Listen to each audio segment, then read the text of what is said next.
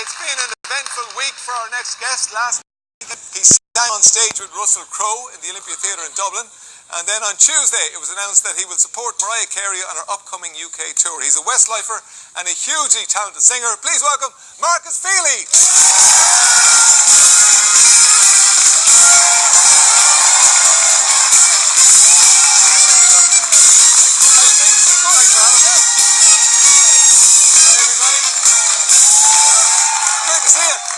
Thanks for having me. Good to see you too. Thanks. Now got to. Is your waistcoat like a bit of a corset? Huh? Is your weight? Because I find when I wear a waistcoat, it's like a bit of a Yeah, I know what you mean. Yeah, you're not going to answer that. Mad week, huh? Yeah, I mean, literally. So I'm doing a big renovation job in my house in Sligo, and I was literally there, like bared out to here, like kind of sledgehammer knocking walls down and stuff. And I got this phone call from a guy that used to produce a lot of Westlife songs. His name was Carl Falk. He's just like, "Oh, I'm coming to Dublin at the weekend. Are you around?" So I was like, "Oh, I might be actually." Yeah. And he's like, I'm in this band with like Russell Crowe, and we want you to come and sing a song with us." So I was like, "Okay." Didn't know what to expect. I didn't know what song they wanted me to sing. So I was like, "Can you just send me the song, just in case?" And they sent me the song. And I literally.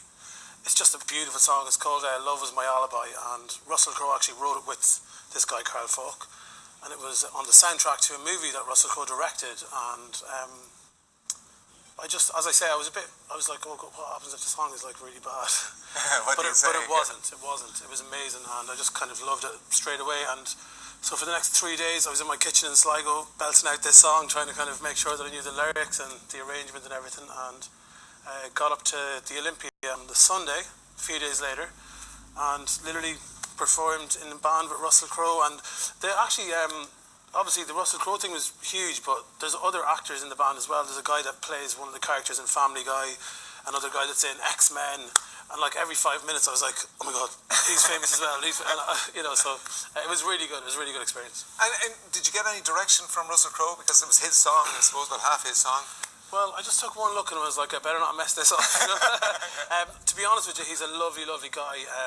I mean, I hadn't met him before, and he has a reputation of being boisterous and the kind of guy you wouldn't sort of, mess around, let's say. And he was just lovely. I mean, he just wanted to go to the pub and he wanted to like go and drive down the country and, no kind of Hollywood kind of stuff at all.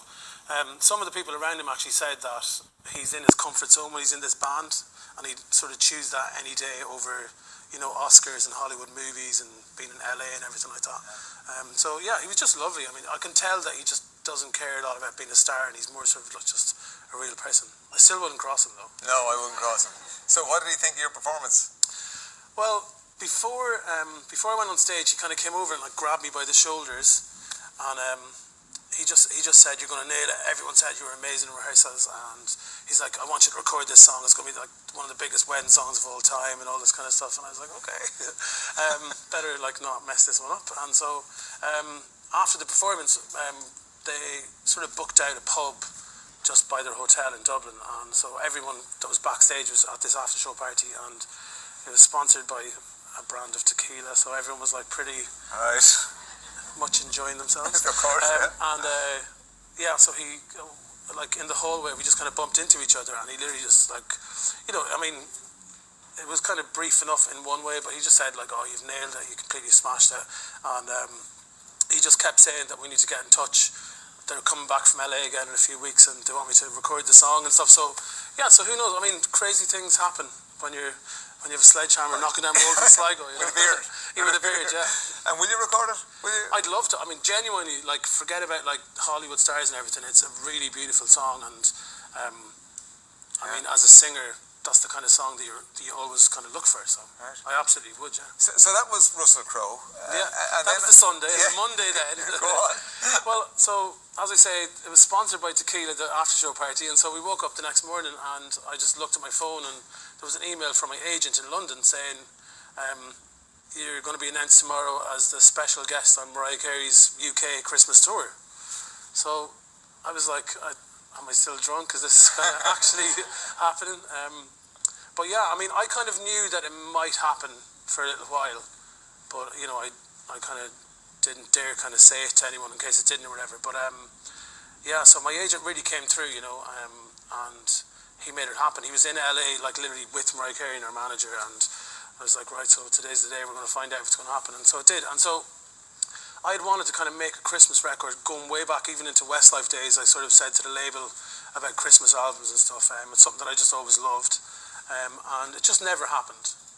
And so when this kind of thing got confirmed, I was like, right, this is obviously the moment where I'm going to do my Christmas record. So all of a sudden I'm flying to London and I'm singing Christmas songs in September, October, you know.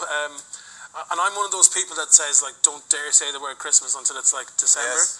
But I've had to sort of just forget about that for a minute. And are they old standards or?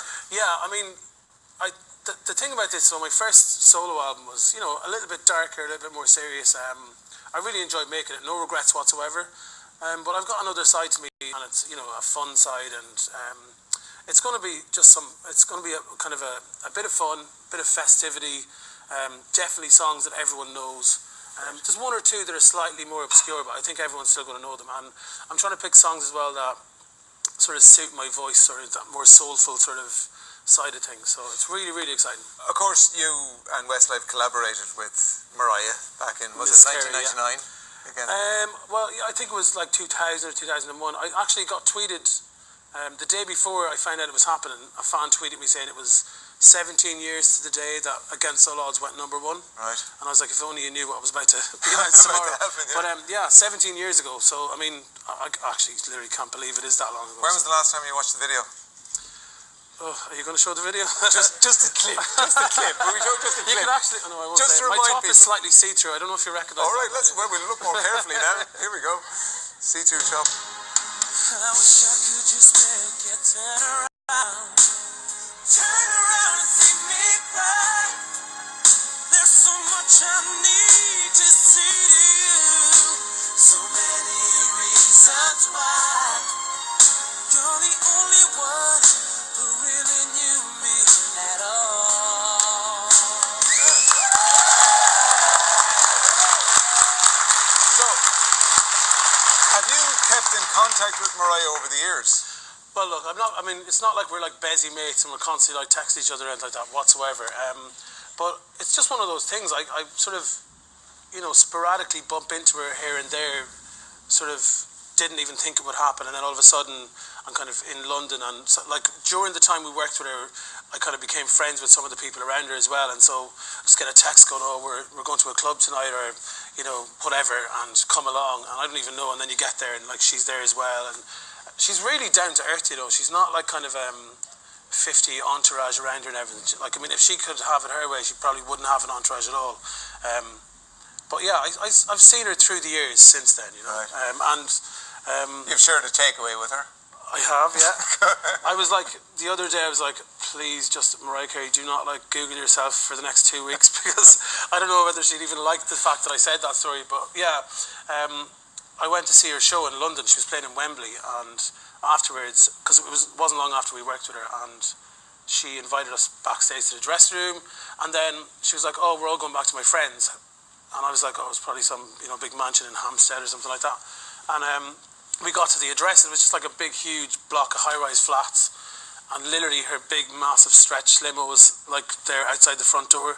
And we went up, and, you know, there was her and like probably 10 other people, and everyone was just sitting around on the floor and ordering Chinese. And I mean, there was a bit of champagne, so it wasn't like, you know, completely normal, like, you know, everywhere. But yeah, I mean, but that really, any kind of encounter I've had with her, it's been sort of more like that than, you know, kind of wrapped in cotton wool. And will you get to sing with her? Is that part of the deal? I mean, of course I would love to, but that's certainly it's not part of the deal.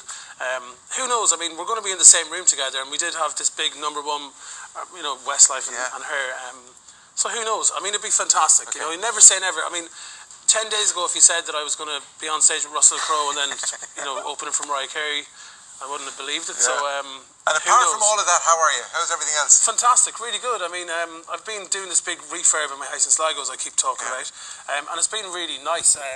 You know, kind of coming away from the entertainment industry and doing something that I love. First of all, I mean, you know, I've always kind of loved doing that stuff, and yeah, so I've just been doing that, and of being a meeting builder and getting stuck in, and literally we were just joking. Hitters and stuff, you know. So advice a lot. And a happy love life and all that, all good? Yeah, 100%. I'm absolutely happy. Nearly 4 years now in a relationship, and yeah, everything's great. I mean, I was thinking about this, and you know when you're coming up to do an interview, you don't think about stuff, and then you're like, right, okay, where am I at? Like, and I'm actually quite happy. I'm really, really happy, and things are good, and good things are happening. You know, and it's good. A lot of stars are kind of aligning at the moment, and life is great. Yeah. Glad to hear it. And may it continue. Absolutely. Fingers crossed. Markus Feehily, ladies and gentlemen.